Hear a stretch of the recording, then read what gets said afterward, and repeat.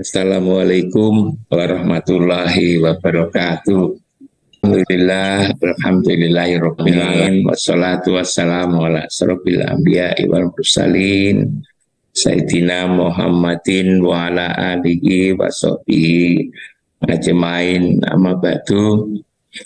Ibu-ibu, bapak-bapak, pemirsa TV-mu kajian subuh pagi yang insya Allah dirahmati oleh Allah. Kita banyak bersyukur pada Allah. Salawat dan salam kita persembahkan ke hadapan ikutan kita Muhammad Rasulullah Sallallahu Alaihi Wasallam yang telah mengeluarkan umatnya dari kegelapan yang terang benderang, minat dulumat ilan nur, dari keadaan gelap kepada keadaan yang penuh cahaya, petunjuk hidayah sebagaimana yang kita rasakan selama ini. Sungguh saya senang sekali, bersyukur yang sudah sekian kalinya saya diundang untuk bicara di forum yang mulia ini, subuh mengaji, yang diselenggarakan oleh ibu-ibu Aisyah di Jawa Barat ini. Tentu saya bergembira, saya bersyukur dan juga berterima kasih. Kali ini kita bicara tentang guru sebenarnya guru. Sebetulnya judul ini muncul dari komentar Ibu Nikmah Zaidah terhadap tulisan singkat saya ketika itu Hari Guru. Saya ketika itu nulis, orang-orang kan menyebut saya ini guru, bahkan itu guru besar saya ini. Saya lalu lihat pada diri saya sendiri, apa benar saya ini sebagai seorang guru? Apa benar, apalagi bahkan saya disebut sebagai guru besar, profesor itu kan, guru besar.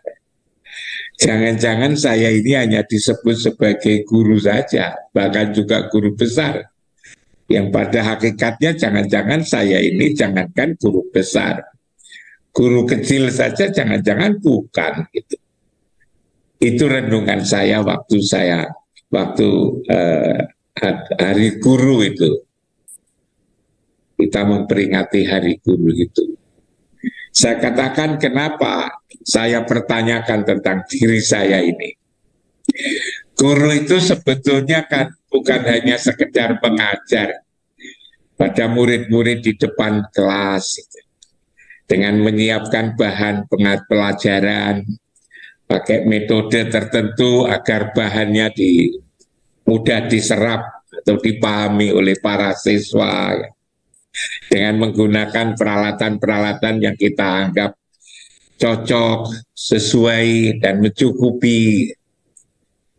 Sebetulnya apa hanya itu guru itu? Apalagi lalu kalau kita mengkaji Al-Quran, ialah tuntunan umat Islam ini. Kalau hanya sekedar menyampaikan pelajaran di depan kelas, di depan murid-murid, jangan-jangan itu sebetulnya belum masuk pada kategori guru. Guru yang, kalaupun toh guru, mungkin guru yang dalam pengertian yang sangat sederhana, ialah menyampaikan pelajaran. Kalau itu menurut ukuran yang umum, bolehlah ya. Tapi kita sebagai seorang muslim, yang kita punya pedoman ialah Al-Quran dan sunnahnya, jangan-jangan bukan sekedar itu yang disebut guru. Guru itu kalau bahasa Jawanya juga digugu dan ditiru. Guru itu adalah ngajak orang untuk beramal soleh. Tatkala mengajak, guru itu bukan saja baru saja membaca buku yang disampaikan kepada muridnya, tetapi juga sudah menjalankannya. Apa yang disampaikan itu sudah dijalankan, dihayati dan bahkan dijalankannya. Sebab di dalam Al-Quran juga dikatakan, lima takuluna malataf'alun kaburo maktan indallah antakulu malataf'alun. Mengapa engkau ucapkan padahal kamu sendiri tidak mengerjakannya? Benci Allah pada orang yang mengatakan tetapi tidak melaksanakan. Karena itu dalam Islam ini kita diajarin bahwa kita dulu mengamalkan, kita dulu menjalankan. Baru setelah menjalankan itu, lalu mengajak orang lain. Juga di satu ayat dikatakan, atakmurunan nasa bil birri batan sauna ampusakum wa antum tatlunal kitab afala ta'qilun. Mengapa engkau menyuruh orang berbuat baik sementara kamu melupakan dirimu sendiri, padahal kamu membaca kitab? Apakah kamu tidak berakal? Nah, ayat Quran seperti ini kan menunjukkan bahwa kita boleh mengajak orang lain itu tatkala kita sudah menjalankannya sendiri. Bukan lalu kita nyuruh orang lain, tetapi kita sendiri belum melaksanakannya. Nah ini kan sebetulnya menjadi guru ini kan berat jadinya itu. Jadinya itu berat. Lalu dari renungan saya seperti ini, saya membuka-buka Al-Quran. Di dalam surat Al-Jum'ah itu ayat 2. Dan juga surat Al-Baqarah ayat 151. Kita mengingat sebetulnya guru yang sebenar-benar guru itu siapa? Atau di dalam kehidupan ini guru yang terbaik. Guru yang terbaik itu adalah Allah dan lalu kemudian menurunkan utusannya yang konkret, yang jelas. Ialah Rasulullah. Rasulullah itulah sebetulnya guru yang sebenar-benar guru. Kalau kita pahami, Ibu dan Bapak-Bapak sekalian, kita pahami secara singkat bahwa guru yang sebenar-benar guru itu adalah Rasulullah Muhammad Sallallahu Alaihi Wasallam. Jadi saya katakan, kita bisa lihat di surat Al-Jum'ah ayat 2 dan surat Al-Baqarah ayat 151. Dikatakan di surat Al-Jum'ah itu, kama arsalna fikum rasulam minkum yatlu alaikum ayatina wa yuzakkikum wa yu'allimukumul kitab wal hikmah wa yu'allikumum ma lam takunu ta'lamun. Itu ini di surat surat Al-Baqarah yang baru saya bacakan tadi. Ada redaksinya yang mirip.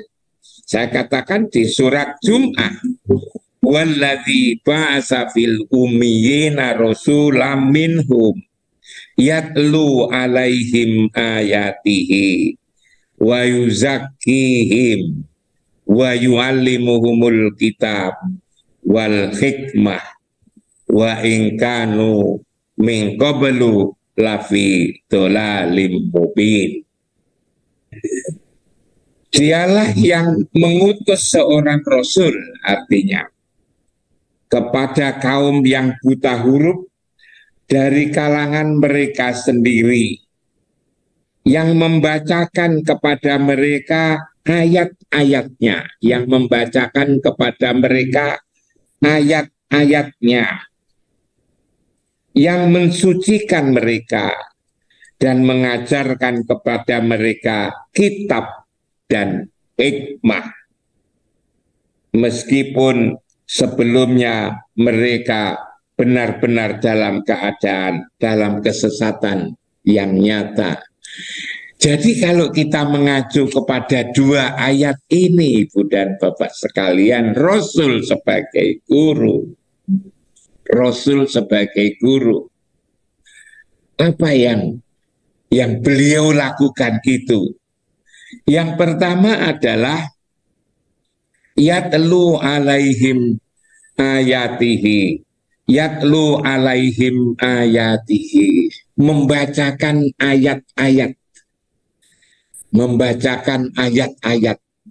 Kita seringkali kalau menyebut ayat, ya ayat di dalam Al-Quran itu surat sekian, ayat sekian, surat sekian, ayat sekian. Tapi apakah ini ayat-ayat itu? Jangan-jangan bukan ayat itu yang dimaksud. Ayat artinya adalah tanda. Mengajarkan tanda-tanda kekuasaan Allah, baik yang ada di jagat raya ini maupun yang ada pada diri kita. Katakanlah begitu banyak ayat-ayat Allah di jagat raya ini, tapi kiranya juga perlu sebelum kita memahami yang lebih luas, kita memahami yang ada pada diri kita ini. Sudahkah kita paham apa yang ada di dalam diri kita ini? Sebagai seorang guru, tugasnya adalah membacakan ayat-ayat, tanda-tanda kekuasaan Allah. Yang saya katakan di dalam diri kita itu, lantas selalu tatkala kita bicara tentang ayat-ayat ini, saya teringat. Ialah surat An-Naziat, ayat 41 itu. Wa amma man khofa maqama rabbihi wa nahan nafsa anil hawa wa innal jannata hiyal ma'wa. Dan adapun orang-orang yang takut kepada kebesaran Tuhannya, maqama rabbihi, dan menahan diri dari hawa nafsu, maka fa innal jannata hiyal ma'wa, maka sungguh surgalah tempat tinggalnya. Ini ayat-ayat ini sebetulnya kan sangat terkait dengan pendidikan yang telah dilakukan oleh Rasulullah. Rasulullah mengenalkan kepada kita itu adalah ayat-ayat, yatlu alaihim ayatihi. Berarti guru itu kalau mengikuti Rasulullah juga harus paham siapa sebetulnya murid kita ini, siswa kita ini, mahasiswa kita ini. Kita ini adalah sebagai guru. Kita semua adalah sebagai guru. Ibu-ibu guru, para putra-putrinya, bapak juga guru di keluarganya. Maka harus tahu ayat-ayat yang ada pada diri kita ini apa sebetulnya. Di sana dikatakan di surat An-Naziat tadi, wa amma man khofa maqama rabbihi, makom rabbihi. Makom itu adalah tempat, rabbihi tempat Tuhan. Masa lalu kemudian disebut kalau di secara letterlek ya sebagai diartikan itu kan makom itu kan tempat, rabbihi Tuhan. Barangkali bukan tempat, takut tempat, tapi takut sifat saya kira. Allah itu bersifat. Sifat Allah itu ada pada diri kita. Sifat-sifat Allah. Sifat Allah ada pada Rasul. Rasul ada pada kita. Barangkali bisa kita pahami seperti itu. Lalu kalau itu adalah sifat yang ada pada diri kita, maka lalu apa sifat itu? Yang itu sebagai guru tentu harus kita kembangkan. Bahwa pada diri kita ini harus mempunyai kekuatan. Ibu dan bapak-bapak sekalian, bahwa kita pada diri kita itu harus ada kekuatan.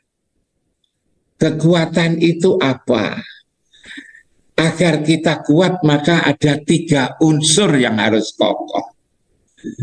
3 unsur itu apa? 3 unsur atau 3 bagian. Itu adalah otak sebetulnya. Ada tulang, lalu urat. Otak, tulang, dan urat itu harus kuat. Itu adalah tanda kekuasaan.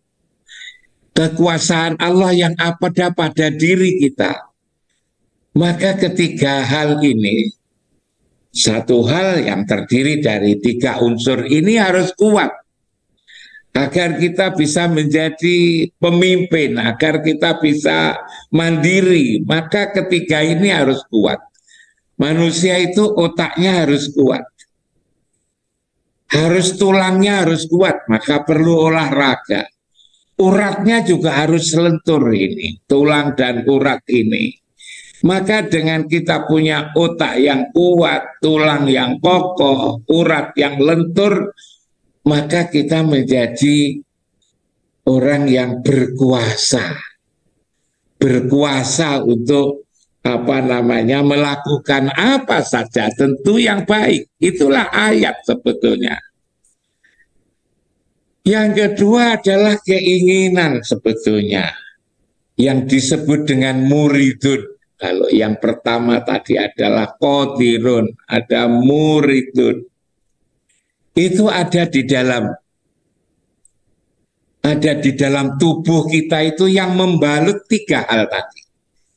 Ialah daging, adalah kulit, adalah bulu yang ada di dalam tubuh kita. Inilah yang sebetulnya menumbuhkan keinginan. Nah, agar keinginan itu terkontrol, maka juga harus ditumbuhkan dengan asupan yang halal, yang baik, yang halalan, yang thayyiban. Lalu yang ketiga adalah tanda-tanda yang ada pada diri kita ini, yang kita sebut maqama rabbihi tadi adalah apa yang ada di dalam hati kita. Itu adalah ilmu. Ilmu itu ada di dalam hati. Lalu hayun adalah kehidupan. Kehidupan itu apa? Ternyata kehidupan kita ini ada di jantung. Yang Ibu Nikmah barangkali bisa menjelaskan itu. Jantung.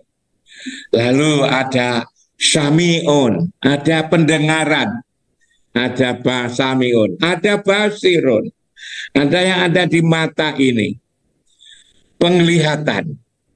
Lalu mutakalimun adalah bisa menjelaskan, bisa lakukan pengajian seperti saya ini, bisa memberikan ucapan-ucapan. Itu adalah mutakalimun ini. Nah, ternyata ada 7 tanda ini yang seharusnya ditumbuh kembangkan oleh seorang guru. Seorang guru agar kuat. Maka pendidikan Islam ini mengajarkan kita ini agar kuat. Agar kuat itu apa? Itu tadi saya katakan. Otaknya harus cerdas. Tulangnya harus kokoh. Uratnya harus lentur, yang satu. Yang kedua adalah harus punya keinginan. Punya semangat. Punya motivasi. Tumbuh dari mana? Itulah dari daging, kulit kita dan bulu kita ini. Itu menjadikan kita mempunyai motivasi, mempunyai keinginan yang kuat untuk maju, untuk berkembang, untuk selamat. Selamat tidak hanya di dunia tapi juga di akhirat. Yang ketiga adalah ada kehidupan, itu ada di jantung. Ilmu ada di hati. Lalu pendengaran ada di telinga, penglihatan. Lalu kemudian juga ucapan 7 hal ini yang dikembangkan oleh guru. Guru yang sebenar-benar guru. Bisa jadi guru-guru itu mempunyai tugas masing-masing, tetapi di dalam sekolah, lembaga pendidikan, ataupun juga di rumah, ada yang merangkum ke-7 hal ini. Sementara ini yang namanya guru hanya mengajarkan satu sisi tadi yang saya katakan, kalau hanya itu maka sebenarnya belum sebenar-benar guru secara utuh. Tapi guru yang menjadikan orang bisa selamat, bisa kokoh, bisa bahagia, maka ke-7 hal tadi hendaknya dikembangkan secara bersama-sama. Lalu ayat yang berikutnya, yatlu alaihim ayatihi wa yuzakihim, membersihkan, mensucikan. Tugas Rasul itu adalah mensucikan. Mensucikan apa? Mensucikan hati kita ini. Bagaimana itu agar suci? Maka tidak ada cara lain kecuali berkomunikasi secara intens. Komunikasi. Dulu saya pernah sampaikan bahwa agar kita itu menjadi pedagang yang bagus, maka kumpullah jadi pedagang dengan para pedagang. Agar kita ingin menjadi pelaut yang ulung, maka kumpullah dengan para pelaut. Agar kita itu menjadi seniman, maka berkumpullah dengan para seniman. Maka agar kita berakhlak yang mulia, maka berkumpullah dengan pemilik akhlak yang mulia. Lalu pemilik akhlak yang mulia itu siapa? Pemilik akhlak yang mulia itu adalah orang yang ditugasi untuk menyempurnakan akhlak yang mulia. Innama bu'istu liutamima makarimal akhlak. Aku diutus untuk menyempurnakan akhlak. Komunikasi dengan Rasul, merasa dekat dengan Rasul. Rasul apakah belum wafat? Nabinya sudah wafat.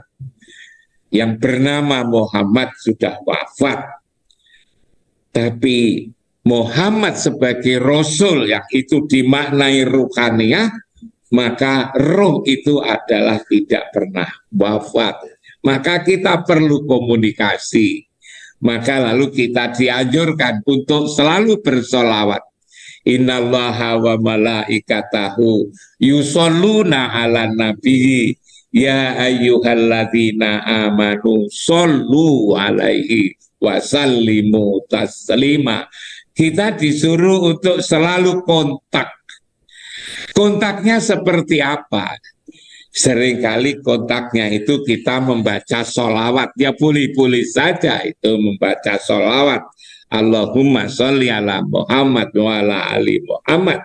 Tapi sebetulnya dalam agama itu yang diperintah itu, yang ingin diperbaiki itu adalah apa yang ada di dalam hati. Kalau yang ada di dalam hati sebetulnya bukan cukup hanya diucapkan. Misalnya sholawat 100 kali, 1000 kali, ya boleh-boleh saja itu. Tetapi sebetulnya bukan sebatas itu. Sholawat adalah nyambung, yang kita sambungkan adalah ruhani kita. Ruhani kita itu apa? Ruhani kita itu adalah ingatan. Nyambung dengan Rasul, nyambung dengan Allah. Nyambung dengan Allah. Juga agar komplit nyambung dengan sesama manusia. Nyambung itulah disebut, kalau nyambung dengan Allah namanya sholat. Sholat kita itu adalah nyambung dengan Allah 5 kali sehari semalam. Lalu nyambung dengan Rasul namanya sholawat. Nyambung dengan sesama namanya silaturahim. Ada sholat, ada sholawat, ada silaturahim. Manakala halal ini kita lakukan dengan sebaik-baiknya, maka disitulah hati kita akan menjadi bagus. Hati kita akan menjadi suci. tatkala kita secara tepat selalu nyambung dengan Allah lewat sholat, nyambung dengan Rasul namanya sholawat, dan nyambung sesama orang-orang yang baik, yang mukmin, yang muslim, yang muslimat, maka hati kita itu akan menjadi baik. Dan itulah yang dituntunkan oleh Rasul. Kenapa sholat hati kita menjadi suci? Karena ketika kita sholat, maka penyakit hati kita ini akan dicabut. Di dalam surat Al-A'raf ayat 43 dikatakan wa naza'na ma fi sudurihim min ghillin. Aku cabut apa yang ada di dalam dada ini min ghillin. Penyakit iri, penyakit dengki, takabur dan seterusnya itu. Di mana menyabutnya? Nyabutnya adalah tajri min tahtihimul anhar. Adalah di tempat yang di bawahnya mengalir sungai. Disitulah sebetulnya kiblat itu. Makanya kita 5 kali sehari semalam kita harus menghadap kiblat, menghadap ke satu tempat, makom Ibrahim. Dikatakan di dalam surat Al-Baqarah 125 itu dikatakan wattahidu mim maqami Ibrahim musalla. Ambillah sebagian makom Ibrahim itu sebagai tempat sholat. Bagaimana kita bisa mengambil makom Ibrahim sebagai tempat sholat? Maka lalu kita bertanya, siapa yang sholat? Yang sholat itu adalah ingatan. Maka kita berada di mana-mana, tapi ketika kita sholat, merasa berada di kiblat, di makom Ibrahim. Dan kalau kita selalu berada di tempat itu, di surat Shad ayat 46 dikatakan inna ahlasnahum biqolisatin dzikradar, aku menjadikan hati ini tenang, hati ini damai. Dengan cara apa? Dengan cara ingat rumah dzikradar, rumah rohani di kiblat itu. Bahkan diteruskan di ayat itu wa innahum indana laminal mustofainal ayat. Orang yang selalu mengingat rumah rohani itu bagi Allah akan dijadikan sebagai manusia pilihan terbaik. Dan itulah kemudian dikatakan inna sholata tanha anil fasa wal munkar. Sesungguhnya sholat itu mencegah perbuatan keji dan mungkar. Itu karena penyakit hatinya dicabut. Inilah cara mensucikan wa yuzakihim. Allah mensucikan. Karena itu kalau kita mengikuti Rasulullah, kita sebagai umat Muhammad, sebagai guru, agar murid-murid kita ini damai, murid-murid kita itu hatinya tentram, murid-murid itu bisa berbakti pada orang tua, kepada guru, kepada ibu, dan kepada bapak. Mereka tidak menyimpang, tidak melakukan hal-hal yang tidak bagus, maka caranya adalah hatinya disucikan. Cara mensucikan itu adalah itu tadi lewat sholat, lewat sholawat, lewat silaturahim, sholat komunikasi dengan Allah, sholawat komunikasi dengan Rasul, silaturahim komunikasi dengan sesama. Maka inilah tugas guru sebetulnya dalam konteks mensucikan. Tatkala kita mengikuti cara yang dilakukan oleh Allah. Lalu yang berikutnya adalah wa yu'allimuhumul kitab wal hikmah. Guru mengajari bagaimana membaca kitab. Kitab itu apa? Ya, pada umumnya yang dimaksud kitab itu adalah Al-Quran. Tapi sebetulnya kalau kita lihat hakikat daripada kitab, di dalam diri kita ini sebetulnya ada kitab, ada catatan-catatan tentang perbuatan kita. Catatan-catatan inilah yang seharusnya kita Kita kenali, kita lihat sehari-hari. Sehari-hari kita ini disuruh untuk membaca kitab catatan yang ada pada diri kita masing-masing. Di dalam surat Al-Isra ayat 14 itu dikatakan Iqra kitabaka, bacalah kitabmu. Kafa binafsikal yaum, cukup bagimu sendiri untuk membacanya. Kafa binafsikal yaum alaika hasiba, cukup bagi kamu untuk membacanya, membaca kitabmu sendiri. Seringkali kita ini tidak suka membaca kitab kita sendiri, tapi kita membaca kitabnya orang lain. Lebih suka kita ini membaca orang lain daripada membaca diri sendiri. Padahal membaca orang lain itu tidak pernah akan tepat. Karena apa? Karena keterbatasan informasi, keterbatasan akal kita, kemampuan kita membaca orang lain. Dan itu tidak diperintah sebetulnya.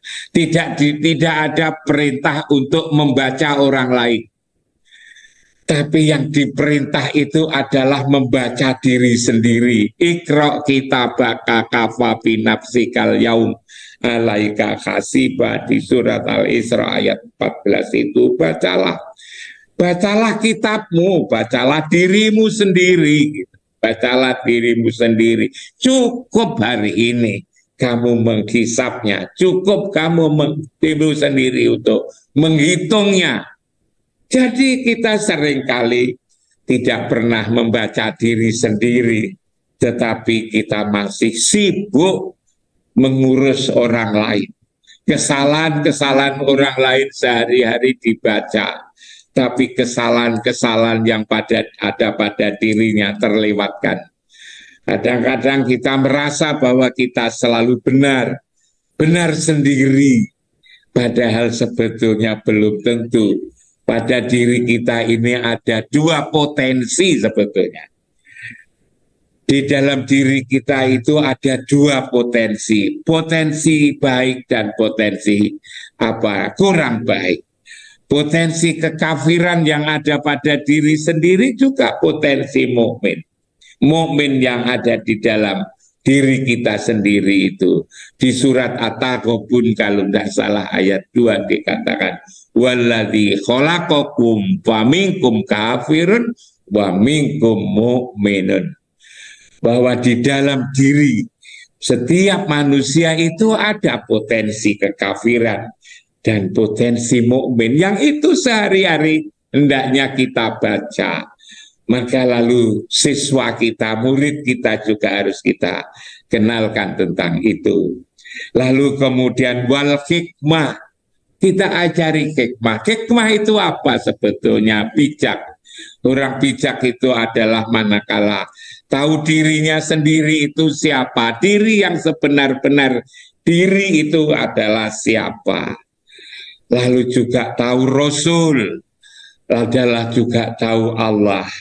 Kalau mau kita semua ini adalah tahu diri kita sendiri itu adalah siapa, diri yang sebenar-benar diri, yang jasmani, yang ruhani, yang zahir dan yang batin. Yang zahir itu adalah yang kelihatan, tapi sebetulnya dalam agama kita diajari untuk memahami yang justru yang batin ini, yang datang dari Allah ini. Yang dulu saya katakan, ketika kita umur 4 bulan 10 hari ditiupkannya ruh, summa sawahu wa nafakha fihi min ruhi wa ja'ala lakumus sam'a wal absara wal afidah qalilan ma tazkurun. Maka pada 4 bulan 10 hari itu ditiupkan, aku sempurnakan kejadian ini dengan aku tiupkannya ruh. Lah ruhani inilah yang diri yang seandainya kita kenali. Diri yang bisa mendengarkan pakai telinga, yang bisa melihat pakai mata, yang bisa ngomong pakai mulut, yang bisa mikir pakai otak, itu adalah ruh yang ada di dalam dada ini. Tatkala kita itu mengenali diri kita, ruhani kita, diri yang sebenar-benar diri, maka lalu kita tahu siapa Rasulnya, panutan kita yang diutus oleh Allah untuk memperbaiki diri kita, untuk menjaga kita ini. Kesucian kita jaga agar dengan suci itu maka kelak bisa kembali kepada Allah. Kalau kembalinya tubuh ini sebetulnya tidak perlu dipikir. Tubuh ini dari tanah, nanti akan kembali ke tanah. Yang itu pasti nyampe karena selalu diantar oleh teman, oleh tetangga, oleh sahabat. Tetapi yang tidak diantar inilah, yang tidak diantar itu adalah ruhani ini yang nanti kembali kepada Allah. Yang innalillah wa inna ilaihi raji'un. Yang sesungguhnya dari Allah, maka dia akan kembali. Yang itu yang kembali, itu yang tidak mudah, itu yang tidak mudah.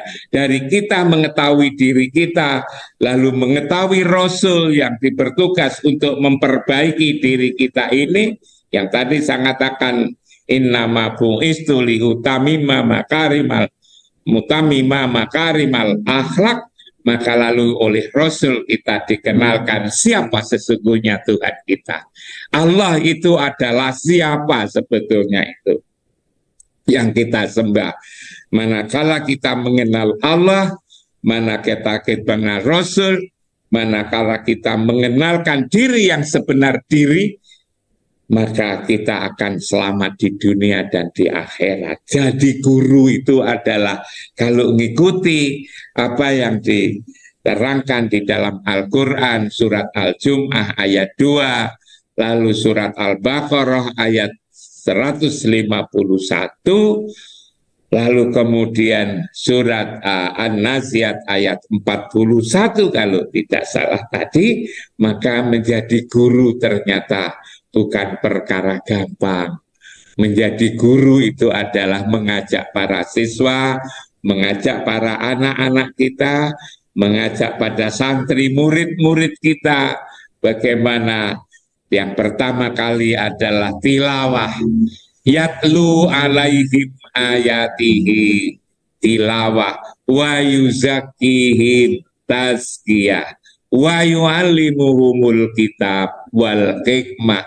Taklim, untuk mengenal diri kita, untuk mengenal Rasul, untuk mengenal Allah. Kalau itu lingkup pendidikan kita ini, maka guru yang sebenar-benar guru sebenar guru ternyata tidak mudah, apalagi ayat yang saya sebut di awal tadi yang mengatakan bahwa lima takuluna malatak alun kaburo maktan indallah antakunu malatak alun. Mengapa kamu mengucapkan padahal kamu tidak melaksanakan? Benci Allah. Allah membenci orang yang mengatakan tetapi tidak menjalankannya. Mudah-mudahanlah kita menjadi guru. Waktu itu saya merenung, jangan-jangan saya ini menjadi guru hanya menyampaikan isi buku kepada murid-murid, tetapi bukan menyampaikan apa yang saya lakukan sendiri ini kepada orang lain, ialah murid saya itu. Manakala ini kita di dalam Quran tadi juga dikatakan, tadi saya sebut atamuruna nasa bil birri wa tansawna anfusakum wa antum tatlunal kitab afala ta'qilun. Mengapa orang lain engkau suruh berbuat baik sementara kamu melupakan dirimu sendiri, padahal kamu membaca kitab? Afala ta'qilun. Apakah kamu tidak berakal? Inilah ibu dan bapak sekalian, di renungan pagi ini ketika kita berkeinginan untuk menjadi guru yang sebenar-benar guru, ternyata tidak gampang, tetapi itulah yang seharusnya kita lakukan sebagai seorang guru, baik guru di rumah tangga, sebagai ibu, sebagai bapak, guru di masyarakat, maupun guru di lembaga pendidikan.